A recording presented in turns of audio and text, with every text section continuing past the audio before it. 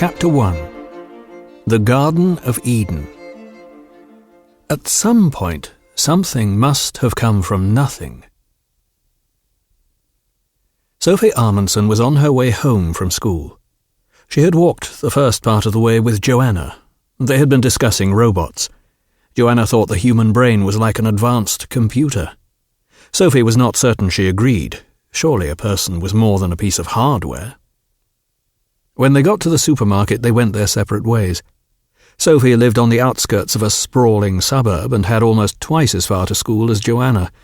There were no other houses beyond her garden, which made it seem as if her house lay at the end of the world. This was where the woods began. She turned the corner into Clover Close. At the end of the road there was a sharp bend, known as Captain's Bend.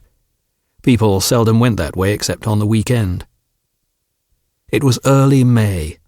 In some of the gardens the fruit trees were encircled with dense clusters of daffodils. The birches were already in pale green leaf.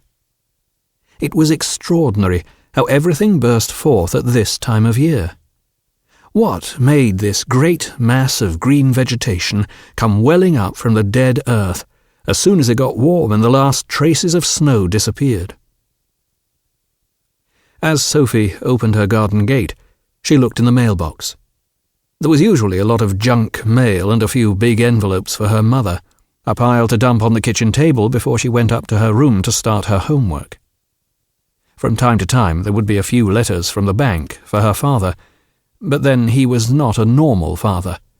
Sophie's father was the captain of a big oil tanker and was away for most of the year. During the few weeks at a time when he was at home, he would shuffle around the house, making it nice and cosy for Sophie and her mother. But when he was at sea, he could seem very distant. There was only one letter in the mailbox, and it was for Sophie. The white envelope read, Sophie Amundsen, 3 Clover Close. That was all. It did not say who it was from.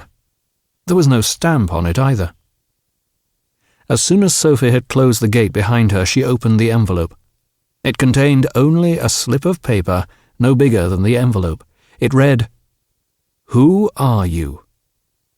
Nothing else.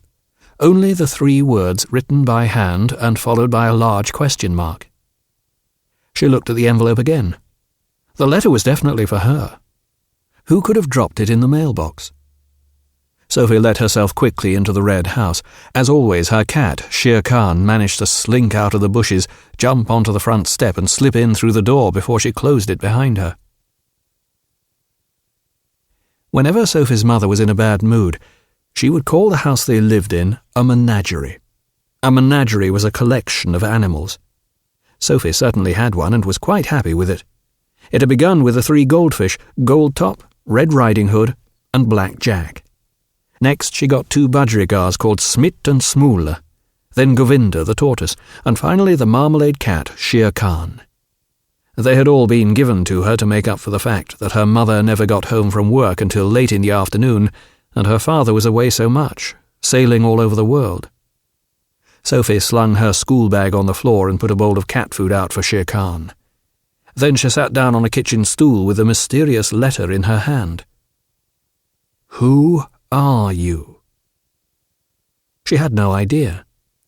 She was Sophie Amundsen, of course. But who was that? She had not really figured that out, yet. What if she had been given a different name?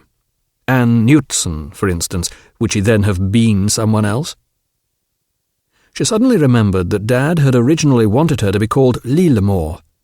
Sophie tried to imagine herself shaking hands and introducing herself as Lillemor Amundsen, but it seemed all wrong. It was someone else who kept introducing herself.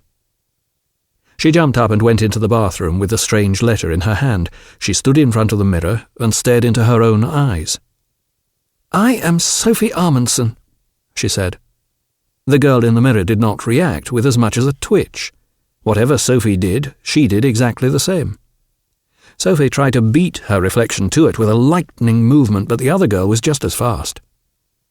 Who are you? Sophie asked.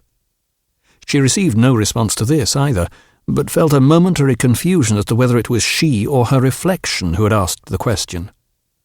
Sophie pressed her index finger to the nose in the mirror and said, "You are me." As she got no answer to this, she turned the sentence around and said, "I am you." Sophie Amundsen was often dissatisfied with her appearance. She was frequently told that she had beautiful almond-shaped eyes, but that was probably just something people said because her nose was too small and her mouth was a bit too big, and her ears were much too close to her eyes. Worst of all was her straight hair, which it was impossible to do anything with. Sometimes her father would stroke her hair and call her "the girl with the flaxen hair" after a piece of music by Claude Debussy. It was all right for him. He was not condemned to live with this straight, dark hair. Neither mousse nor styling gel had the slightest effect on Sophie's hair. Sometimes she thought she was so ugly that she wondered if she was malformed at birth. Her mother always went on about her difficult labour. But was that really what determined how you looked? Wasn't it odd that she didn't know who she was? And wasn't it unreasonable that she hadn't been allowed to have any say in what she would look like? Her looks had just been dumped on her. She could choose her own friends, but she certainly hadn't chosen herself. She had not even chosen to be a human being. What was a human being? Sophie looked up at the girl in the mirror again. "I think I'll go upstairs and do my biology homework," she said almost apologetically. Once she was out in the hall, she thought, "No, I'd rather go out in the garden." "Kitty, kitty, kitty!" Sophie chased the cat out onto the doorstep and closed the front door behind her.